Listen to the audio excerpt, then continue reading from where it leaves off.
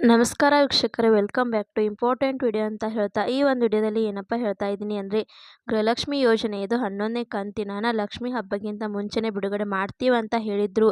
Same ಅದೇ ರೀತಿ ಬಿಡುಗಡೆ ಆಯಿತು. ಇವಾಗ 12ನೇ ಕಂತು ಮತ್ತು 13ನೇ ಕಂತಿನ ಇವಾಗ ಗೌರಿ ಗಣೇಶ ಹಬ್ಬಕ್ಕಿಂತ ಮುಂಚೆ ಬಿಡುಗಡೆ ಮಾಡ್ತೀವಿ ಅಂತ ಹೇಳಿದ್ರು.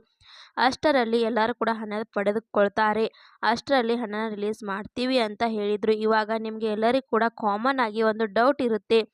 ಹೀಗಾಗಿ ಇವಾಗ ಗೃಹಲಕ್ಷ್ಮಿ ಯೋಜನೆ ಹಣ ಖಂಡಿತವಾಗ್ಲೂ ಬಿಡುಗಡೆ ಆಗಿದೆಯಾ, ಆಗಿಲ್ವಾ, ಏನು ಕತೆ ಅಂತ ಮತ್ತೆ ಲಕ್ಷ್ಮಿ ಹೆಬ್ಬಾಳ್ಕರ್ ಅವರು ನಿನ್ನೆ ಒಂದು ನ್ಯೂಸ್ ಚಾನಲ್ನಲ್ಲಿ ಒಂದು ಇಂಟರ್ವ್ಯೂನ ಕೊಟ್ಟಿದ್ದಾರೆ. ಮತ್ತು ಅದರಲ್ಲಿ ಗೃಹಲಕ್ಷ್ಮಿ ಯೋಜನೆ ಹಣ ನಿಮಗೆ ಯಾವಾಗ ಬರುತ್ತೆ ಅದರ ಬಗ್ಗೆ ಕೂಡ ಒಂದು ಅಪ್ಡೇಟ್ ಕೂಡ ಕೊಟ್ಟಿದ್ದಾರೆ.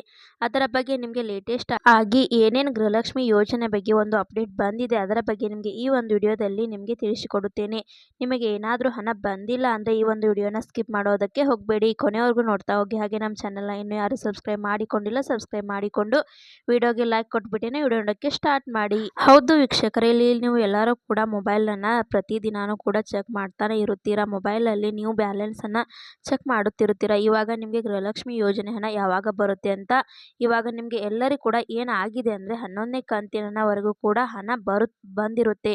ನೀವು ಎಲ್ಲರೂ ಕೂಡ ವೇಟ್ ಮಾಡ್ತಾ ಇರುತ್ತೀರಾ. ಇವಾಗ ನಿಮಗೆ 12ನೇ ಕಂತಿನ ಯಾವಾಗ ಬರುತ್ತೆ ಮತ್ತು 13ನೇ ಕಂತಿನ ಯಾವಾಗ ಬರುತ್ತೆ, ಮತ್ತು ಇದುವರೆಗೂ ಕೂಡ ನಿಮಗೆ ಏನಕ್ಕೆ ಬಂದಿಲ್ವಾ, ನಮಗೆ ಮಾತ್ರ ಬಂದಿಲ್ವಾ ಅಥವಾ ಬೇರೆಯವರಿಗೆ ಬಂದಿದೆಯಾ ಅಂತ ಈ ಒಂದು ಕನ್ಫ್ಯೂಷನ್ ಅಲ್ಲೇ ಇರುತ್ತೀರಾ. ಇದರ ಬಗ್ಗೆ ಲಕ್ಷ್ಮಿ ಹೆಬ್ಬಾಳ್ಕರ್ ಅವರು ಕೂಡ ನಿನ್ನೆ ಒಂದು ಇಂಟರ್ವ್ಯೂನನ್ನು ಕಂಪ್ಲೀಟ್ ಆಗಿ ಕ್ಲಾರಿಫಿಕೇಶನ್ನ ಕೊಟ್ಟಿದ್ದಾರೆ. ಗೃಹಲಕ್ಷ್ಮಿ ಯೋಜನೆಯದು 12 ಮತ್ತು 13ನೇ ಕಂತಿನ ಹಣದ ಬಗ್ಗೆ ಮತ್ತು ಇದರ ಕೆಲವು ಅಪ್ಡೇಟ್ಸ್ ಕೂಡ ಕೊಟ್ಟಿದ್ದಾರೆ. ಕೆಲವೊಬ್ಬರದು ಅಪ್ಲಿಕೇಶನ್ಸನ್ನು ಕೂಡ ಕ್ಯಾನ್ಸಲ್ ಮಾಡುತ್ತೀವಿ ಅಂತ ಹೇಳಿದ್ದಾರೆ.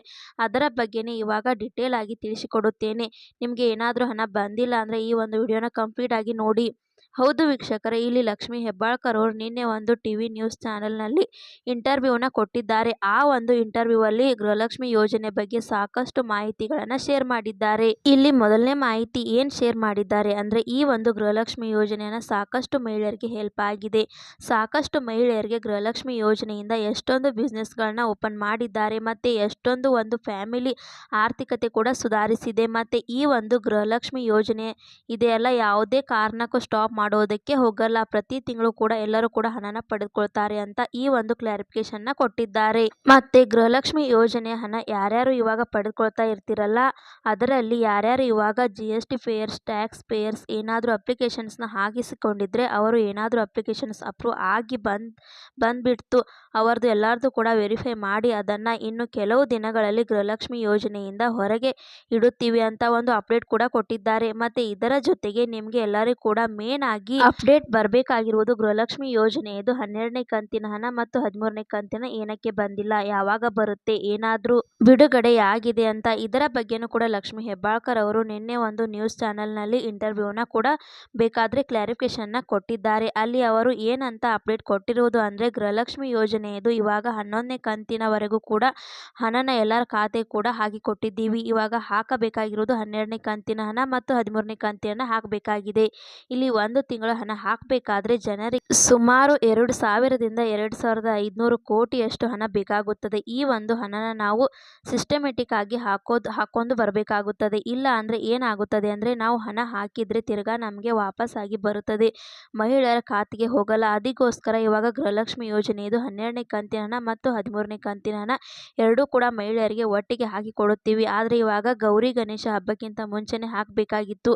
ಇವಾಗ ಹಾಕೋದಕ್ಕೆ ಆಗಿಲ್ಲ. ಯಾಕೆಂದರೆ ಸಣ್ಣ ಟೆಕ್ನಿಕಲ್ ಪ್ರಾಬ್ಲಮ್ ಆಗಿದೆ. ಆ ಒಂದು ಪ್ರಾಬ್ಲಮ್ ಎಲ್ಲ ಸರಿ ಹೋಗಿದ ತಕ್ಷಣ ಒಂದು ವಾರದಲ್ಲೇ ಎಲ್ಲ ಮಹಿಳೆಯರ ಖಾತೆ ಕೂಡ ಆ ಒಂದು ಗೃಹಲಕ್ಷ್ಮಿ ಯೋಜನೆ ಹಣ 4,000 ರೂಪಾಯಿ ರಿಲೀಸ್ ಮಾಡಿಕೊಳ್ಳುತ್ತಾರೆ ಅಂತ ಲಕ್ಷ್ಮಿ ಹೆಬ್ಬಾಳ್ಕರ್ ಅವರು ಒಂದು ಲೇಟೆಸ್ಟ್ ಆಗಿ ಅಪ್ಡೇಟ್ಸ್ ಕೂಡ ಕೊಟ್ಟಿದ್ದಾರೆ. ಈ ಒಂದು ವಿಡಿಯೋ ಇಂಪಾರ್ಟೆಂಟ್ ಆಗಿರುವುದರಿಂದ ಗೃಹಲಕ್ಷ್ಮಿ ಯೋಜನೆಗೆ ಯಾರ್ಯಾರು ಅರ್ಜಿ ಸಲ್ಲಿಸಿದ್ದಾರೆ ಎಲ್ಲರಿಗೂ ಕೂಡ ಶೇರ್ ಮಾಡಿ. ಹಾಗೆ ಈ ಒಂದು ವಿಡಿಯೋ ನಿಮಗೆ ಇಷ್ಟ ಆಗಿದೆ ಅಂತ ತಿಳ್ಕೊತೀನಿ.